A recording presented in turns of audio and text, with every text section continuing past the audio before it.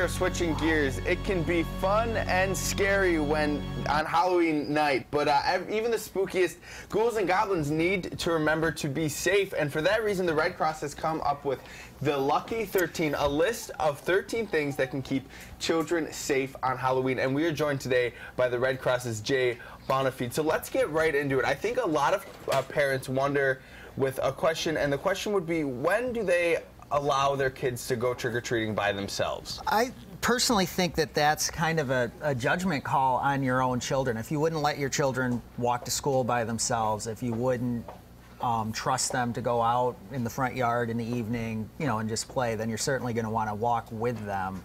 And I would definitely err on the side of caution. I have a 6-year-old, and there's no chance that he's going to go out by himself, you know, on Halloween. We're going to definitely walk with him. So I don't think there's a hard, you know, age for that, but I would use your judgment on your children. And if you send them out, you have to make sure that you talk to them ahead of time, that they have a flashlight, that they have, you know where they're going, so you can check up on them and they're not just kind of randomly walking the streets. And once you make that hard decision, the list that you have is going to sort of allow parents to be assured that their child will be safe. So let's get into the list. The first one I thought that we'd pick out is mapping your route. Why is it important to sort of know where your kid's going to be at all times? Well, it's important so that you know where he or she is, you know the neighborhood that they're in, hopefully you know some of the people that live in that area, and so you know it's a safe place to be, and also you can check up on them. You can go back.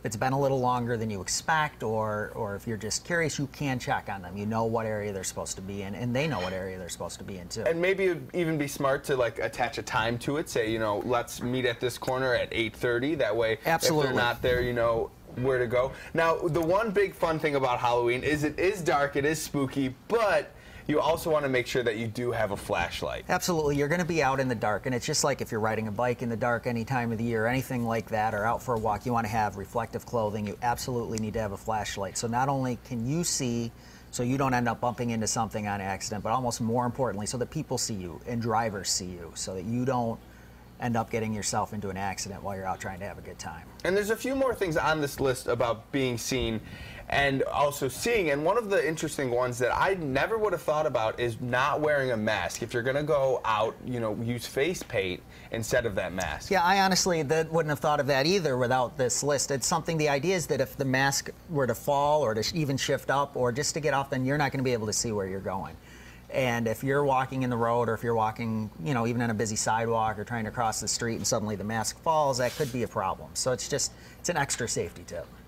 And, you know, if trick-or-treating is a little stressful, maybe there are some parents that want a alternative that they can make sure that their kids will be safe the entire time. You guys have a great event coming up for that. That's right. On Saturday is our 7th annual Safe and Seen Halloween event. It's at ECC's North Campus. And what it is it's a indoor alternative to trick-or-treating. So we decorate the halls of ECC North. We have different interactive groups. You can see the picture there. We have people, there's some outside interactive activities. And what you do is you not only get the candy and the traditional trick-or-treating by going to the different doors, but you also get safety tips. There's interactive events that are safety-based,